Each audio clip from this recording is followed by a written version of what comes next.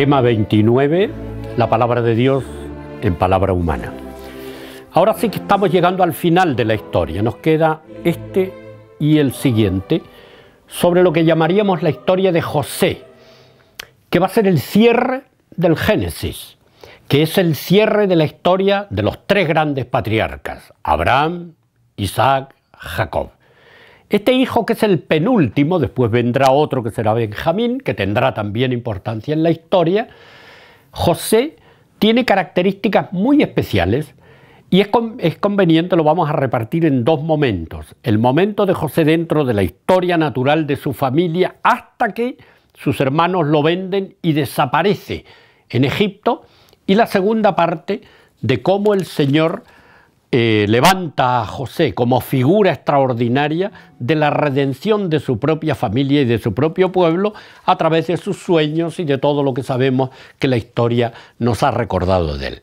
Hoy día nos dedicamos a ver el comienzo de esta preciosa historia de José. Aquí quiero hacer una especie de paréntesis. Yo recuerdo perfectamente que cuando mi esposa le contaba la historia de José a nuestra hija, que tendría 5 o 6 años, y se la contaba todas las noches, la niña al día siguiente decía: mamá, más de José. O sea, realmente es tan atractiva esta historia que efectivamente así debió ser también para el recuerdo, para la memoria de todo el pueblo de Israel, este hombre maravilloso que pasa por todos los elementos que después veremos en la propia vida de Jesús. Tal vez el último, el siervo, el que llega a última hora, pero que es el mejor, el más preparado, el más dispuesto, el servidor de todos. El que recibe todo el sufrimiento y devuelve toda la gratitud, todo el amor, entrega su vida por ellos y se constituye de alguna manera en el rey. Mantengamos esto dentro de la mente para poder iniciar esta lectura. Estamos ya en el capítulo 37 y en el versículo 2. Esta es la historia de esta es la historia de Jacob. José tenía 17 años. Estaba de pastor de ovejas con sus hermanos, él, muchacho todavía, con los hijos de Bilha y los de Zilpa, mujeres de su padre. Y José comunicó a su padre lo mal que se hablaba de ellos. Israel amaba, primera vez que aparece el cambio de nombre. Ahora ya es Israel, Israel es Jacob. Israel amaba a José más que a todos los demás hijos por ser para él el hijo de la ancianidad, y habría que añadir, y el hijo de la mujer querida de Raquel. Le había hecho una túnica de manga larga. Vieron sus hermanos cómo le prefería su padre a todos ellos y le aborrecieron hasta el punto de no poder ni siquiera saludarle. Empieza como con aire de tragedia. Este es el hombre preferido del padre porque es con la mujer que él ama principalmente. La otra cantidad de hijos, que son 10, tenidos de Lía, de la primera mujer, más de las esclavas, evidentemente que se sentían de alguna manera postergados por esta manifestación de particular amor de Israel, Jacob, hacia su hijo. Y José tuvo un sueño, y aquí comienza la historia verdaderamente simbólica. Josué tuvo un sueño y lo manifestó a sus hermanos. Les dijo: oíd el sueño que he tenido. Me parecía que nosotros estábamos atando gavillas en el campo, y aquí que mi gavilla se levantaba y se tenía derecha, mientras que vuestras gavillas le hacían rueda y se inclinaban hacia la mía. Sus hermanos le dijeron: ¿será que vas a reinar sobre nosotros o que vas a tenernos dominados? Y acumularon todavía más odio contra él por causa de sus sueños y de sus palabras. Volvió a tener otro sueño y se lo contó a sus hermanos y les dijo: he tenido otro sueño. Resulta que el sol, la luna y 11 estrellas se inclinaban ante mí. Se lo contó a su padre y a sus hermanos, y su padre le reprendió y le dijo: ¿qué sueño es ese que has tenido? ¿Es que yo, tu madre, tus hermanos, vamos a venir a inclinarnos ante ti hasta el suelo? Sus hermanos le tenían envidia, mientras que su padre reflexionaba.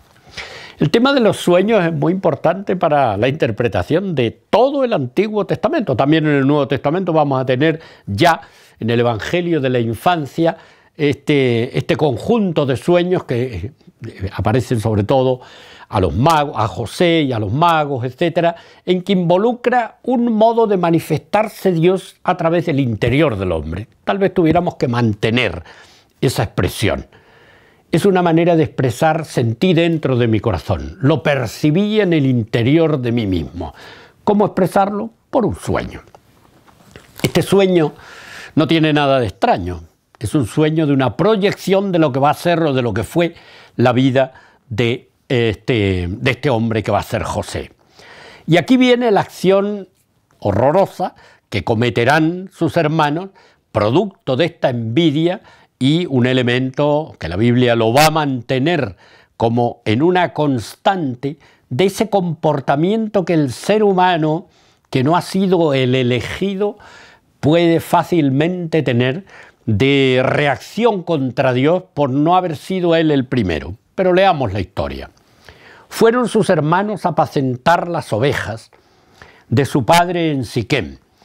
Y dijo Israel a José: ¿no están tus hermanos pastoreando en Siquem? Ve de mi parte y a donde ellos. Y dijo: estoy listo. Y díjole: anda, vete a ver si tus hermanos siguen sin novedad, y lo mismo el ganado, y tráeme noticias.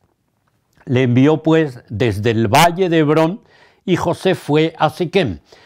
Quiero hacerles notar que ven que no se extiende más allá la posesión de estos israelitas, que ahora ya se pueden llamar israelitas porque son los hijos de Israel, de aquel centro que era Hebrón y que sigue siendo el lugar culminante, el elemento de donde surge toda la historia, que fue la tierra comprada por Abraham, y Siquem, que se encuentra muy cerca, que es un lugar de culto, así como habíamos visto Betel, etcétera, otros.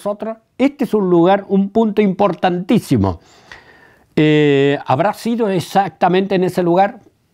Obviamente que no tenemos por qué dudarlo, pero indudablemente que esto tiene una referencia también simbólica. ¿Dónde va José? De Hebrón, del centro de la casa, a Siquem, el lugar del encuentro con Dios. Pero sigamos.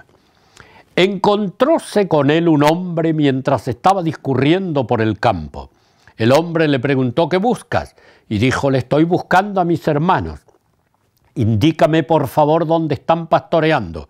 El hombre le dijo: partieron de aquí, pues yo les oí decir: vamos a Dotán. José fue detrás de sus hermanos y los encontró en Dotán. Ellos le vieron de lejos y antes que se les acercara conspiraron contra él para matarle. Y se decían mutuamente: por ahí viene el soñador. Ahora pues venid, matémosle y echémosle en un pozo cualquiera y diremos que algún animal feroz lo devoró. Veremos entonces en qué paran sus sueños. Pero Rubén, acuérdense que Rubén es el mayor, Rubén lo oyó y le libró de sus manos. Dijo: no atentemos contra su vida. Rubén les dijo: no derraméis sangre, echadle a ese pozo que hay en el páramo, pero no pongáis la mano sobre él.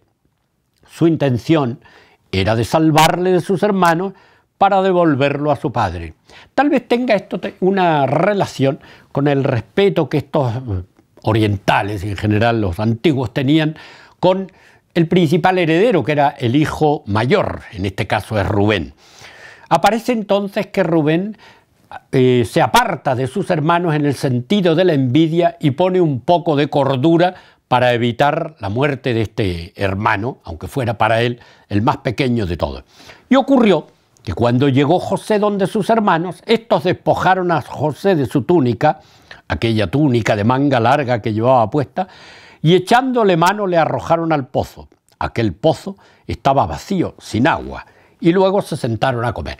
Conocemos el resto de la historia, ¿verdad? Sabemos que después van a venir unos mercaderes que van hacia Egipto, y allí en una disputa de los hermanos entre si matarlo o no matarlo, dicen: bueno, saquemos algo por él, y terminan vendiéndolo a estos madianitas, que habían quienes llegados a Egipto, le vendieron a Putifar, el eunuco de Faraón y capitán de los guardias. Ahí concluye esta tremenda historia de este sacrificio que hacen los hermanos, los 10 hermanos de José, pero por la prudencia de Rubén se le va a salvar la vida y va a ser entregado como un esclavo hacia Egipto. Toda esta figura de José, que después va a ser reconocida a lo largo de toda la Biblia y que va a ser referida por los profetas y que va a ser tenida como un símbolo de la presencia de Dios que se nos presentará después en su Hijo en la forma de siervo, de esclavo, de perseguido y también llevado a Egipto. Todos estos elementos que se van representando en la propia vida de Jesús nos hace obviamente que esta figura de José, ya elevadísima dentro del Antiguo Testamento, sea considerada como una de las figuras preanunciadoras de lo que va a ser el siervo de Yahvé, de lo que va a ser el Mesías, de lo que va a ser el Hijo de Dios, de lo que va a ser el Señor. Por lo tanto, la lectura de esta parte, que obviamente lleva bastante tiempo porque es con muchos detalles pequeños de lo que va a acontecer, lo vamos a culminar en la próxima sesión leyendo la historia del éxito que va a tener, el éxito final que va a tener José mediante el perdón a sus padres y a sus hermanos, sobre todo a sus hermanos, y ahí dejará el Génesis dispuesto todo el relato de lo que vendrá posteriormente. Sabemos que casi 400 años después, con Moisés y Josué, que sacarán al pueblo de Egipto y lo llevarán, junto con el Arca de la Alianza, a la entrada en la tierra prometida.